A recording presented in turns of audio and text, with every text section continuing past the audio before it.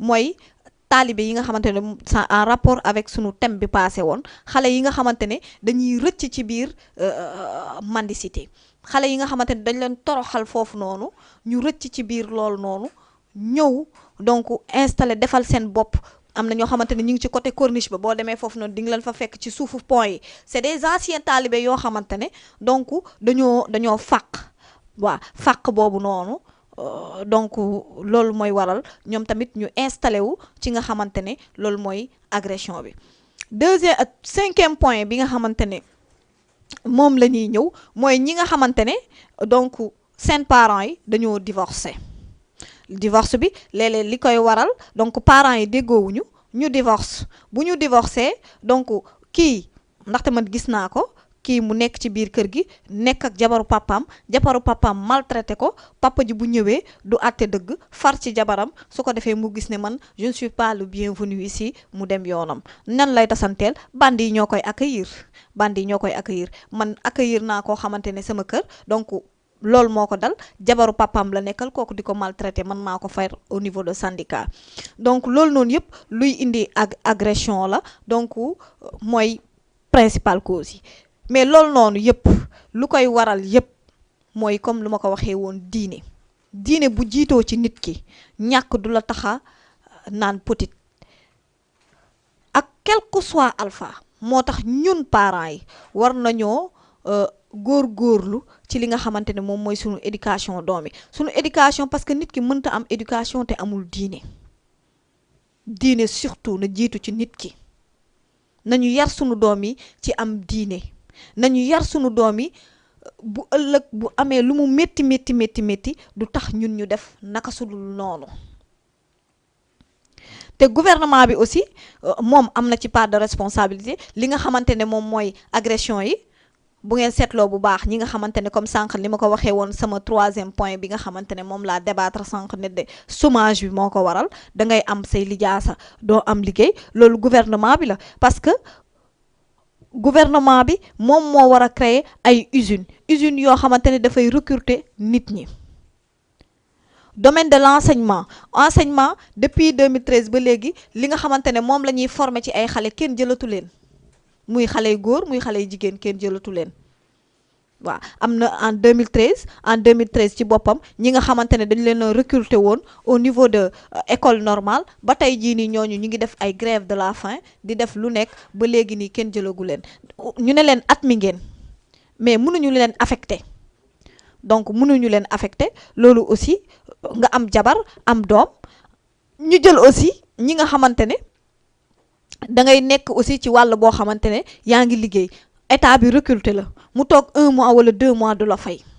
loolu am na ci gis naa ci au niveau de Tambacounda am na ay duñu tudd turu benn structure donc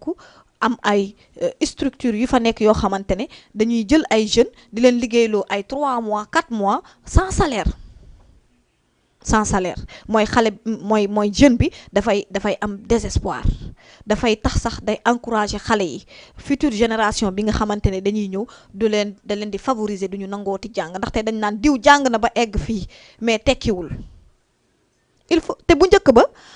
bu ñu xoolee bu baax ñi jàngoon ñoo doon tekki sama temps ñoom papa ñoom nee nañ boo jàngee ba CM2 da ngay tekki mais léegi da ngay xool da ngay jàng am sa licence 1 licence 2 licence 3 ba tey nga nekk di taxawaalu ci mbedd mi loolu aussi état lu mu war a xoolaat la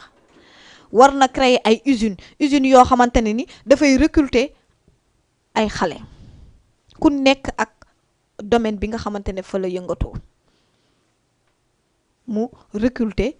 nombre bi nga xamante ne moom moo fi nekk ñi nga xamante ne ci wàllu enseignement la mu recruter leen créer ay école mais depuis 2005 ba léegi si je ne me trompe pas création école yu bees amul moo tax li ñuy jël léegi ci enseignement mu néew lool xale yaa ngi fi da ngay gis koo xamante ne département géo la jógee ñii département droit ba tey kenn du leen recruter te pourtant dañuy def li nga xamante ne moom mooy kii bi ñu ne leen at mi ngeen mais kenn mënu leen a affecté loolu aussi ay cause la yoo xamante ne gouvernement bi moom moo ko lajjal beneen bi mooy étranger yi nga xamante ne dañuy ñëw di créer fii nii ay usines ñuy exploiter jeunes yi exploitation des jeunes nga xamante ne dañ lay fay journée 2000 journée 3000 journée 2000 journée 3000 du fekkente ne journée 3000 la ci mois bi dimanche bi doo liggéey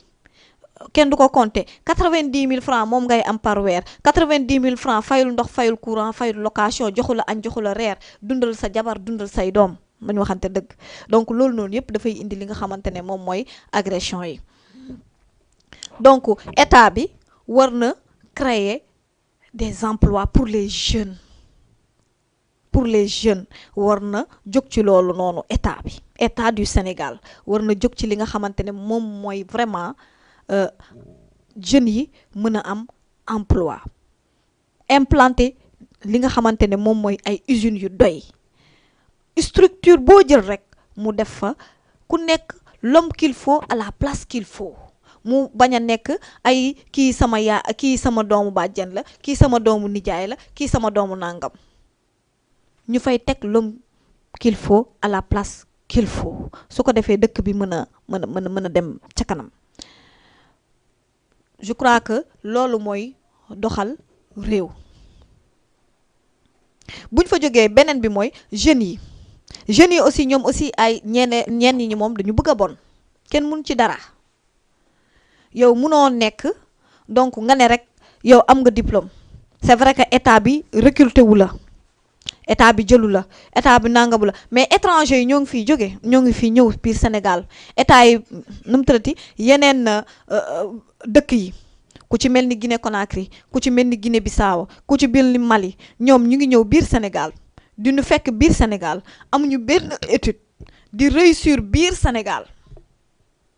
ndaxte ñoom xeebuñu dara da nga ciy gis kenn koo xamante ne benn plaatu coco lay yor di ci gagné tuuti di investir bu amee 1000 francs am lekk 500 ba denc beneen 500 bi noonu lay def ba mu retrouver wu ci place boo xamante ne place de fruit bu mag lay doon noonu lay demee dem ba nga xamante ne dafay def boutique am ñeneen ñi nga xamante ne donc ci biir Sénégal fii la ñu nekk Bawal gii la ñuy jógee ñëw implanté nekk ñi nga xamante ne des marchands ambulants ñëw fii nii ba yor fi ay magasin donc nit ki c'est pas parce que état bi yow jàng nga état bi recruté wu la mais bul xeeb borom plaatu socc baa ngi fii sàccul fenul deful dara agressé wul kenn te mi ngi xëy di am dara di ci suturlu jóge ci plate boobu noonu dem ci feneen ak feneen ba mën a yor loo xamante ne dina ci mën a yor jabaram yor ci ay doomam takk soxla mais lu tax yow jeune bi doo def loolu yow lu mag ngay xool waaye nag ku yàgg ci teen baag fekk la fa munoo xëy rek réussir ku nekk ci ñun fii nii boo xooloon le multimilliardaire bu la waxoon moom fi mu jaar ba nekk multimilliardaire yow di nga gis ne jaaroo fenn il faut que ñu bàyyi ne état bi moom moo deful nangam état bi moo defu créé wul ay usines état bi moo deful lii état bi moo deful laa mais yow ana loo def yow jàng nga ba pare c'est vrai sa yaay jox na la bic kaye jàng nga ba pare mais état bi recruté wu la mais boo góorgóorloo yàlla gis ne yow mii góorgóorlu la yàlla day ubbi beneen buntu xéewal mais lu tax ngay toog kër ga di nelaw ba midi wala 14h nga jóg yaay ana ndekki bi yaay bi utal la ndekki bi lu tax doo def ni Pël Fuuta bi jóge Guinée Conakry gàddu socc dox jaay am lu mu suturloo lu tax doo def comme Pël Fuuta bi teg sa plate fruit di jaay comme moom tekk ci dëkk bi ñoom ñoo ngi fii ñëw di ñu fekk ci biir dëkk bi di tekk ci biir dëkk bi lu tax ñun aussi duñu nekk ci biir dëkk bi même bu fekkente ne état jëlul suñu responsabilité ñun ci suñu bopp ñu jël suñu responsabilité loolu lu am solo la ñu xool ci étranger yi comme sànq ki ma interrogé kooku étranger la te pourtant dafa loué mi ngi arrivé à payer di fay fi nga xamante ne foofu la dëkk di dundal jabaram di dundal doomam ci lan raxas oto lay def mais ñun jeunes yi am na diplôme yoo xamante ne soo ko amee ku la ko sant nga bañ ko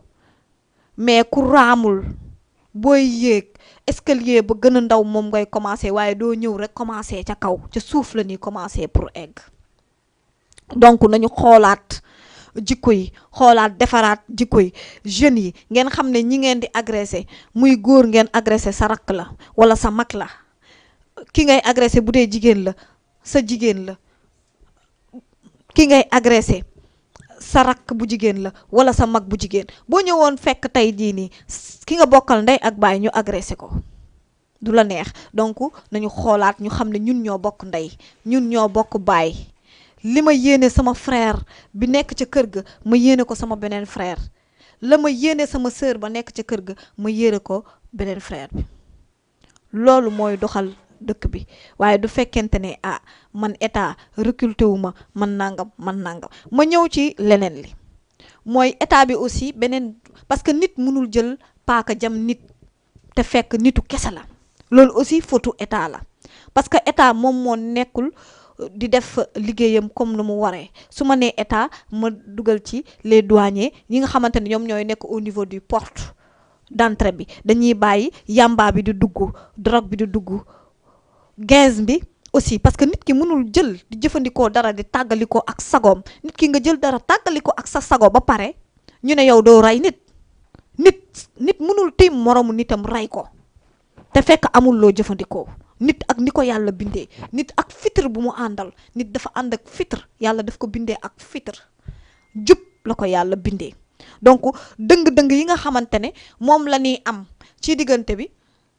loolu ñun ñoo koy def suñu bopp wala environnement bi daal di ñu koy créer. ñun ñoo koy def suñu bopp wala environnement bi créer ñu ko. mais yàlla num ñu bindee, yàlla bindul kenn pour mu dëng, yàlla bindul kenn pour mu def lu bon. kon ñun ñoo war a xoolaat li ñuy jëfandikoo. ngelawaay yow sama rakk bu góor bi, yow sama mag bu jigéen, li ngay jëfandikoo daf lay tàggali ak sa sago ba ngay def naka sudul noonu, doo ko bàyyi ngir sa njëriñ yow ak njëriñu société bi. du fekkente ne da nga jël lool da ngay lor société bi rek, waaye doo jëriñ société bi dara nga dul jëriñ ci société bi. ndaxte fuñ la romb yaa ngi xeeñ koy jege ak ku la considéré, say mbokk sax dinañ la sori ndaxte kenn ñemeetu la.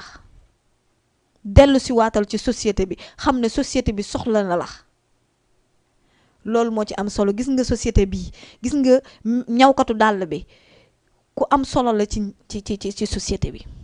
ku nekk domaine bi nga nekk ku am société. du fekkente ne ñawkatu dàll bi nekku fi, ku sa dàll dagg kan moo koy defar. te du ñëpp a mën a am njëgu dàll. jaaykatu socc bi aussi ku am solo la ci société bi. kii raxas oto bi ci ku am njëriñ la ci société bi. donc fii ñëpp a am njëriñ ci société bi. kan moo amalul njëriñ société bi mooy ki nga xamante ne day nekk ci mbedd yi di gaz di naan sàngara di réeku ci mbedd yi. kooku moom moo amalul société bi njëriñ. kooku en fait dañ ko war a génnee ci société bi. est-ce que yéen da ngeen a war a nekk ñi nga xamante ne dañ leen war a génnee ci société bi? déedéet. en tout cas li ma war a wax daal mooy na ku nekk xoolaat sa bopp. mu commencé ko ci man, commencé ko ci keneen. ku nekk na nga xoolaat sa bopp, xam ne foo mënti nekk yàlla mi ngi lay gis. looy def lu ne du nit ñi, du état nga koy defal, du papa, du yaay, du kenn. ki nga xam ne lu tax mu génn agressé parce que yaayam ak papaam dañoo bàyyi seen responsabilité daal di koy sànni ci mbedd mi. mooy yow taalibe nga doon, sa yaay ak sa papa dem yóbbu la taalibe, ñu lay toroxal foofu, di la dóor, di la nasaxal, nga daw fàq. lu tax doo dem yanu ji ñu fay la nga dund ba keroog yàlla di indi leneen. ki nga xamante ne aussi moom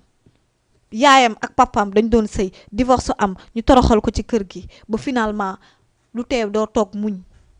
nga xam ne yonent bi daj na loo xam ne ba tey dajoo ko, te pourtant musul def dara. donc fii ku ci nekk ci ñun am na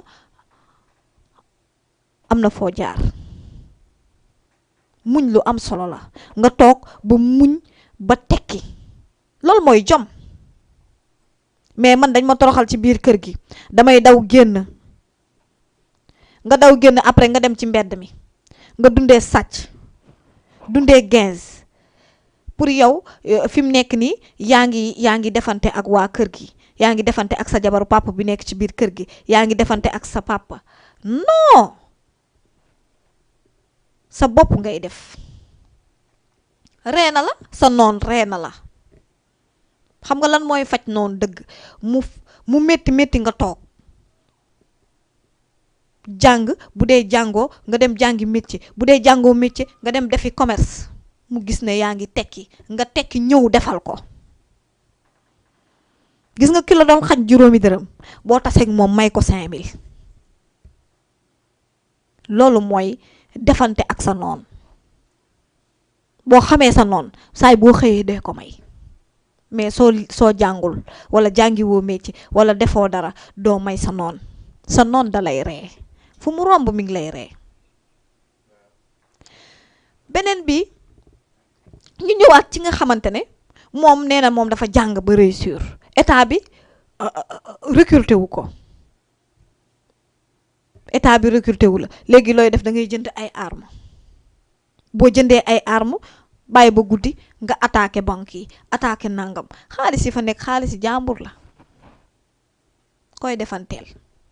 mais xaalis yu say sœur ngay sàcc xaalis yu say frère même chose ñoom aussi bu ñu retrouver même chose ñu def comme yow li ngay def donc nañu xoolaat toogaay yi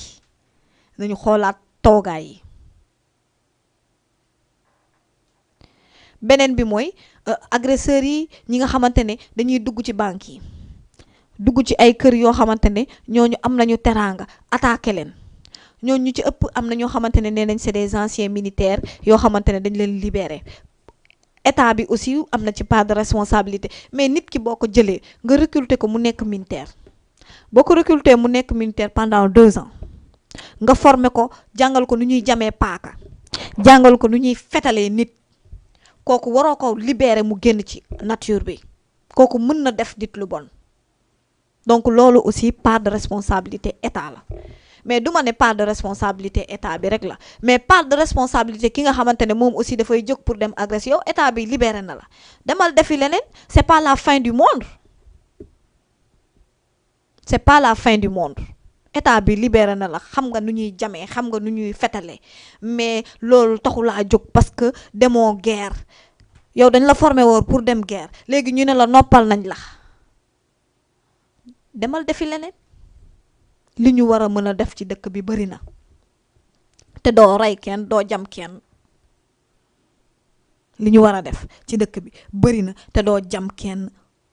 doo def kenn dara doo soxla alalu jàmbur doo këf sa portable frère wala sa portable sœur ndaxte koo fi dajeel ci mbedd mi nga këf portable am wala nga nangu saagam wala nga agressé ko jam ko paaka nangu yëfam sa frère la sa sœur la donc nañu xoolaat toogaay yi donc tey comme rek amuñu invité du jour donc xam naa émission bi rek dañ koy yemale fii ba beneen yoon incha allah asalaamualeykum wa rahmatullah wa barakaatu.